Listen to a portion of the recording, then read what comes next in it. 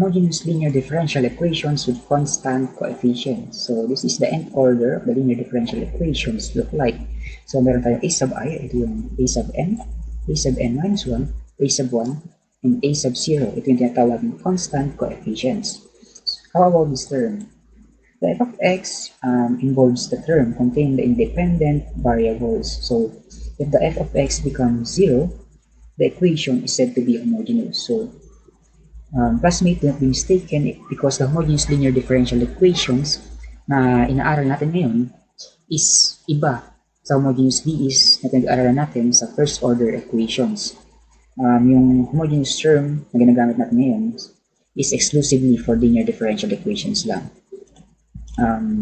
Add ko lang itong f of x may not be always f of x.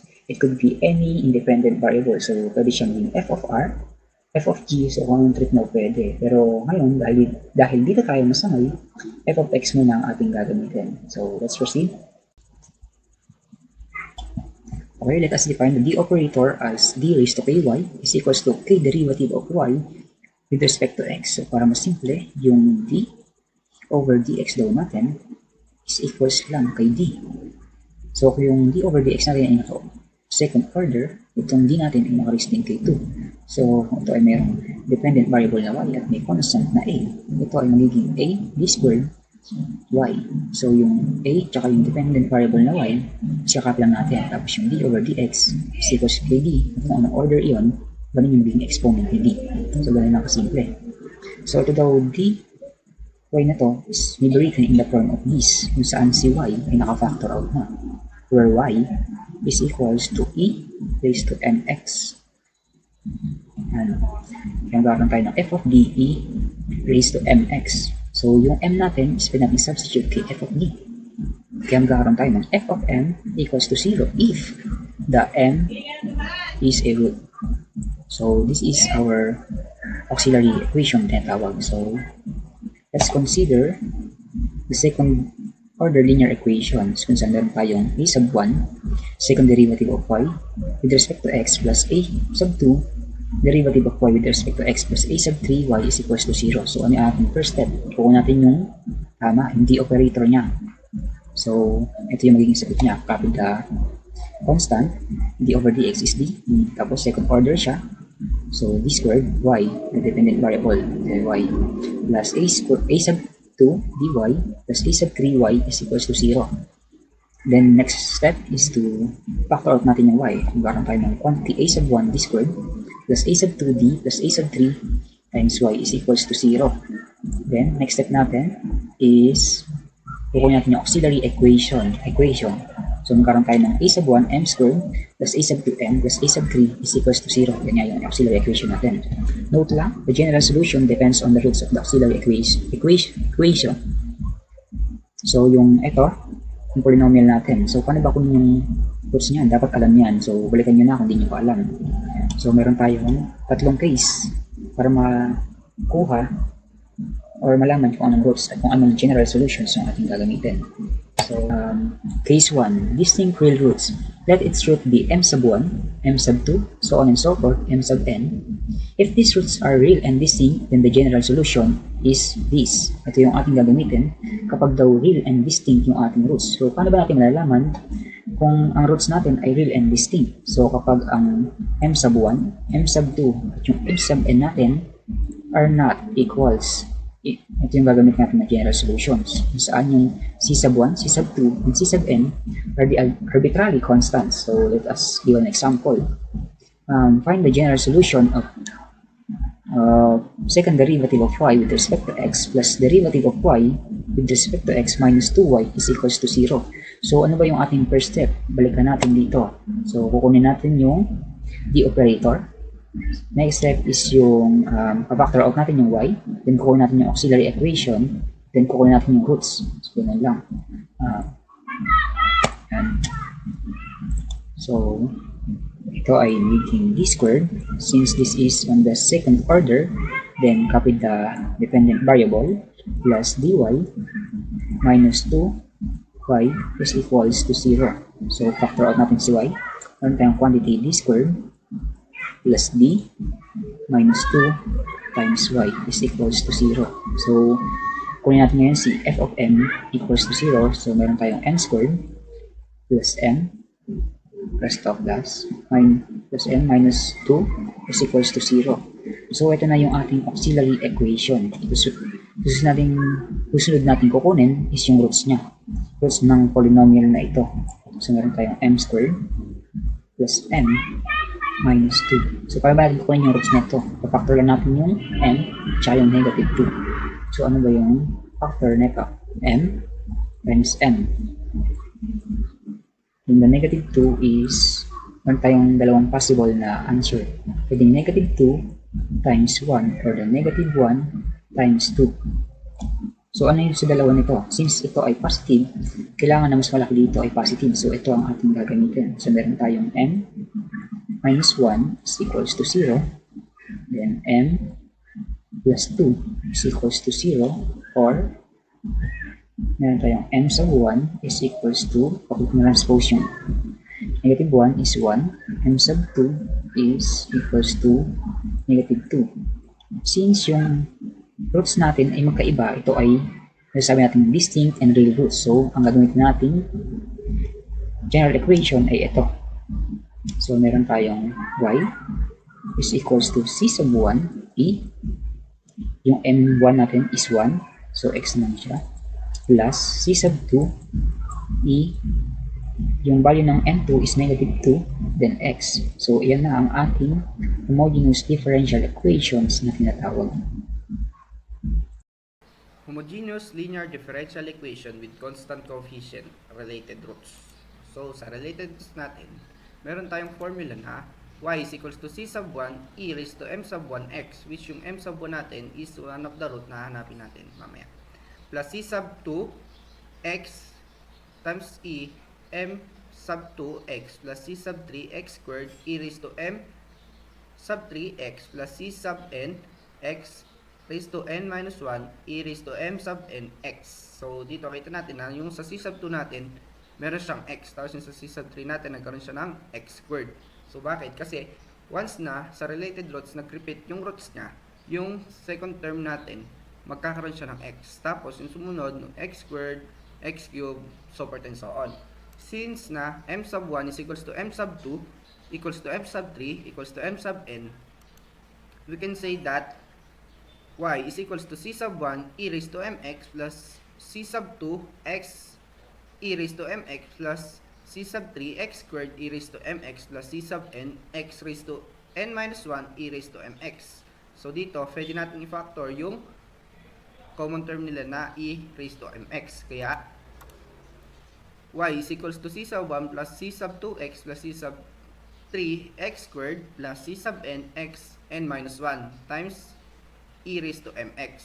So, ito na yung general solution natin for related roots. So, sa example number 1 natin, na naka-differential operator na, yung d raised to 3 minus 3d squared plus 3d minus 1 times y is equals to 0. Una natin gagawin dyan, diba? Gagawin muna natin siyang into auxiliary equation. So, magiging ganito na siya. M raised to 3 minus 3m squared plus 3m minus 1. Tapos, meron siya ditong equals 0. Nakalimutan ko lang siya ng yan. So, since na 3 yung highest raise natin, 3 yung roots na hanapin natin dyan. Kaya, pwede rin natin gamitin dyan yung synthetic division. First, kunin muna natin yung mga coefficient nito. Which yung first term natin is 1, second term is negative 3, third term is 3, last term is negative 1. So, testingin natin kung yung 1 ba, ay pwedeng maging root nung equation natin na to. So, magiging bring down 1. 1 times 1 is 1. Negative 3 plus 1 is negative 2. Negative 2 times 1 is negative 2. 3 plus negative 2 is 1. And 1 times 1 is 1. Negative 1 plus 1 is 0. Since na naging 0 siya, ibig sabihin yung 1 is one of the root na pwede natin gamitin o na hinahanap natin. So, yung m sub 1 natin is equals to 1. So, since na m sub 3 to, at nagbabawasan natin siya, magre-reduce sa dito, magiging m sub 2 na lang siya. Which yung m sub 2 minus 2m plus 1 equals to 0. Tapos, since na ito ay perfect square trinomial, pwede natin siyang isulat ng napaganto para mas mapadali yung paghanap natin ng roots. Nung m sub m minus 1 times m minus 1 equals to 0. Which yung magiging m sub 2 natin is 1. n sub 3 natin is 1. Diba? Pag nilipat natin yung negative 1 sa kabila, magiging positive 1 siya. Kaya dalawa yan, kaya naging dalawang term na yung roots na hinahanap natin. Kaya yung m sub 1 natin, m sub 2, tsaka m sub 3 is magkakamuka. Kaya related roots siya. Kaya pwede natin siya isulat ng y is equals to c sub 1 e raised to 1 times x plus c sub 2 x e raised to 1 times x plus c sub 3 x squared e raised to 1 times x, or in simplest form, y is equals to c sub 1 plus c sub 2x plus c sub 3x squared times ex. So, ito na yung differential equation natin for related roots. So, dito sa example number 2 natin, naka-differential operator ulit siya. So, meron tayong d raised to 4 minus 7d raised to 3 plus 18d squared minus 20d plus 8 times y is equals to 0. Since 4 yung highest raise niya, 4 yung roots na hanapin natin dito sa equation na to. So, ulit natin gagawin is kagaya nung kanina, gagawin natin siyang auxiliary equation na magiging ganito siya ngayon, which is m raised to 4 minus 7m raised to 3 plus 18m raised to squared minus 20d plus 8 equals to 0. So, let the first term yung q natin. Tapos yung last term, p. So, pwede natin gawin siyang ganito para mas mapadali yung paghanap natin ng roots na gagamitin natin. So, yung mga possible roots na makukuha natin sa coefficient ng first term is positive or negative 1. Tapos dito sa p naman natin na possible roots na makukuha natin sa coefficient ng last term is positive negative 1, positive negative 2, positive negative 4, and positive negative 8. So, try natin yung 1, positive 1 over positive 1. At then magiging 1 siya, try natin siya sa synthetic division. So, kunin natin yung mga coefficient nito. No, first term is 1, second term is negative 7, third term is 18, fourth term is negative 20, and last term natin is 8. So, ganito siya. Bring down natin yung 1. 1 times 1 is 1. Negative 7 plus 1 is negative 6. Negative 6 times 1 is negative 6. 18 plus negative 6 is 12. 12 times 1 is 12. Negative 20 plus 12 is negative 8. Tapos negative 8 times 1 is negative 8. 8 plus negative 8 is 0. O, since na naging 0 siya, gaya nung kanina, yung m sub 1 natin is 1 na. So, since na raised to 4 siya, magiging raised to 3 na lang yung first term natin dito. Kaya magiging m raised to 3 minus 6m squared plus m plus 12m minus 8 equals to 0. So, gawin ulit natin itong ginawa natin dito. Na ito yung magiging q natin, tapos ito yung p. Tapos ito, kagaya lang nito kanina. Tapos gamitin naman natin dito yung positive 2 tsaka positive 1. Kaya meron tayong 2 na gagamitin natin sa synthetic division. So, ito siya. Kunin natin yung mga coefficient niya na 1, negative 6, positive 12, negative 8. So, ito yung 2 na gagamitin natin. Bring down 1. 1 times 2 is 2. Negative 6 plus 2 is negative 4. Negative 4 times 2 is negative 8. 12 plus negative 8 is 4. 4 times 2 is 8. Then, negative 8 plus 8 is 0. O, since na naging 0 siya, siya rin yung root na hanapin natin. Yung m sub 2 natin is negative 2. So, dito sunod natin, m sub 3 yung kanina, kaya ngayon, m sub 2 na siya. M squared minus 4m plus 4 equals to 0. Since na ito rin is perfect square trinomial, pwede natin siyang isulat ng pagganto na m minus 2 times m minus 2 equals to 0. So, yung m sub 3 natin is 2, tapos yung m sub 4 natin is 2. Dito nagkamali na ako dito, 4 to. So, magiging, ito na yung mga nakuha nating roots. Diba, apat siya, ito na yung apat na roots natin. Since yung m sub 1 natin is 1, m sub 2 is 2, m sub 3 is 3, m sub 4 is 2. Kamali ulit ako dito. So, magiging ganito siya. Halos parang maging combination siya ng distinct and related roots. Diba, so distinct, y is equals to c sub 1 e raised to x, kasi 1 lang siya, kaya x lang, plus c sub 2, e pa din siya, kasi dito pa lang nag-umpisa yung related roots natin, kaya e pa lang siya. E sub 2, e raised to 2x, plus c sub 3, x. So, kasi related roots nga siya, dito na mag-umpisa yung magkakaroon siya ng x. X times e raised to 2x, plus c sub 4, x squared, times e raised to 2x. So, in simplest form, y is equals to c sub 1 e raised to x plus c sub 2 plus c sub 3x plus c sub 4x squared times e raised to 2x. So ngayon, ito na yung differential equation natin for related roots. Homogeneous linear differential equation with constant coefficient complex root. So naman is complex root naman. If a, positive negative bi is a complex root, the solution is where a is the real root and the bi is a complex root or the imaginary root. So this will be our formula for complex root. Y is equals to c sub 1 e raised to a plus bi times x plus c sub 2 e raised to a minus bi times x. Distributing the x will be y is equals to c sub 1 e raised to ax times e raised to x bi plus c sub 2 e raised to ax times e raised to negative x bi. Simplifying the common term will be y is equals to e raised to ax times c sub 1 e raised to x bi plus c sub 2 e raised to negative x bi. According to Euler's relation, e is equals to e raised to x bi is equals to cosine bx plus I sin bx. And e raised to negative x bi is equals to cosine bx minus I sin bx. Substituting this relation by this equation. E is equals to e raised to ax times c sub 1 cosine bx plus I sin bx plus c sub 2 cosine bx minus I sin bx. Simplifying this will be y is equals to e raised to ax c sub 1 plus c sub 2 cosine bx plus c sub 1 minus c sub 2 sin bx. If we let c sub 1 is equals to c sub 1 plus c sub 2 and c sub 2 is equals to c sub 1 minus c sub 2 will be this, our general formula for complex root. Y is equals to e raised to a sub e raised to ax times c sub 1 cosine bx plus c sub 2 sin bx. So, ito ngayon yung example number 1. D squared plus 4d plus 8 times y is equals to 0. Gaya nung ginagawa natin sa distinct or related roots, gagawin din muna natin siyang auxiliary equation, which is magiging m squared plus 4m plus 8 times y is equals to 0. Tapos, so dalawa lang, highest root natin is 2, so dalawa yung roots na hanapin natin dito.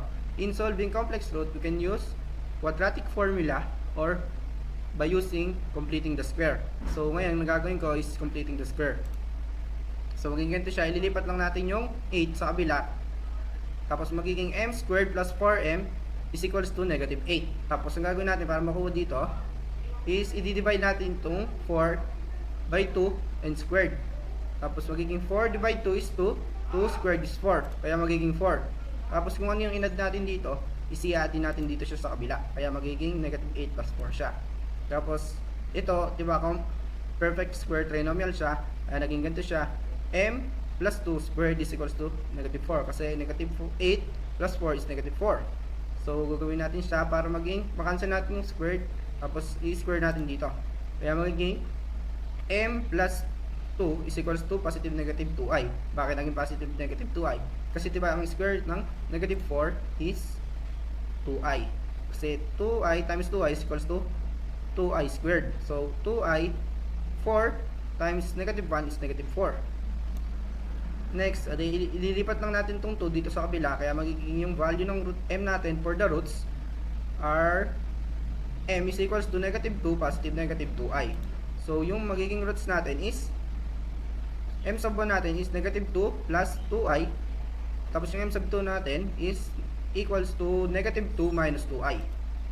So ito na ngayon magiging, so para diin natin sa equation na ito. Magiging y is equals to e raised to 2x c sub 1 cosine 2x plus c sub 2 sin 2x.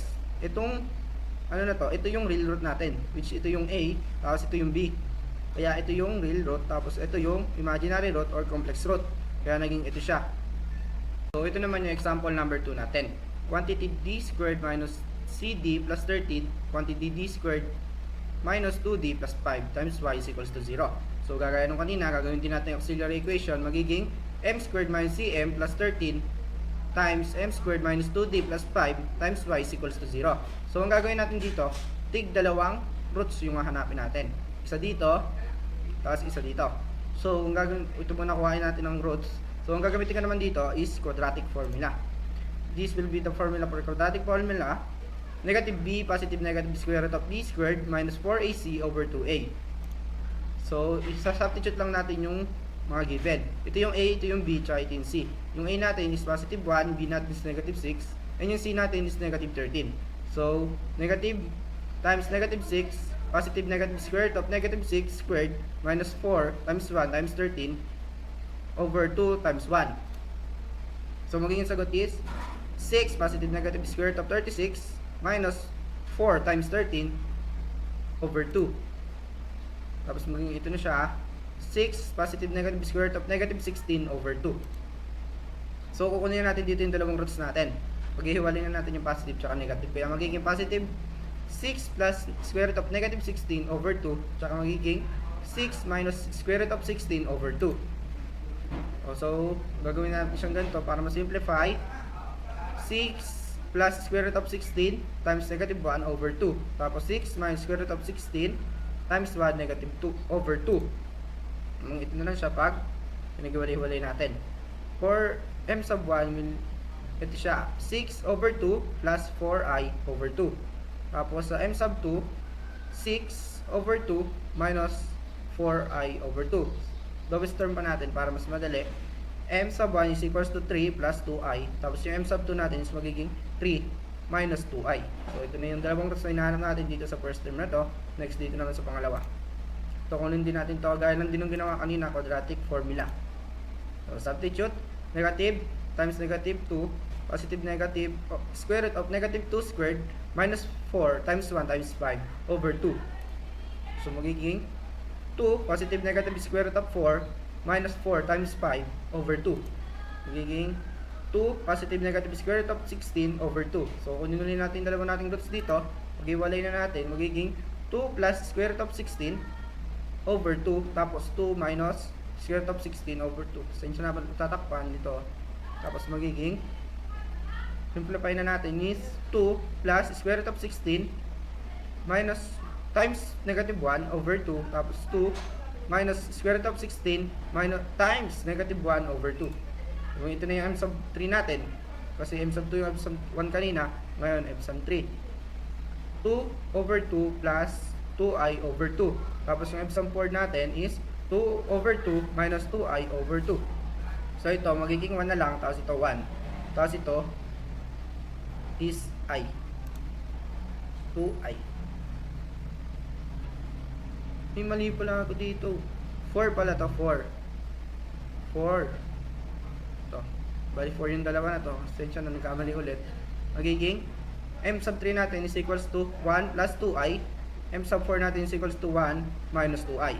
So ito nakuha na natin lahat ng roots. Kaya yung m sub 1 natin is 3 plus 2i. M sub 2 is equals to 3 minus 2i. M sub 3 is equals to 1 plus 2i. M sub 4 is equals to 1 minus 2i. So gagawin na, isa-substitute natin dito sa main general form solution natin ng complex root na y is equals to e raised to ax times c sub 1 cosine bx plus c sub 2 sine bx. So sa-substitute na natin itong mga roots. Okay, magiging final answer natin is y is equals to e raised to 3x times c sub 1 cosine 2x plus c sub 2 sine 2x plus e raised to x kasi 1 lang yung sa c sub 3 natin. Tapos magiging e raised to x times c sub 3 cosine 2x plus c sub 4 sine 2x. So yun na yung pinaka final answer natin na DE for complex root.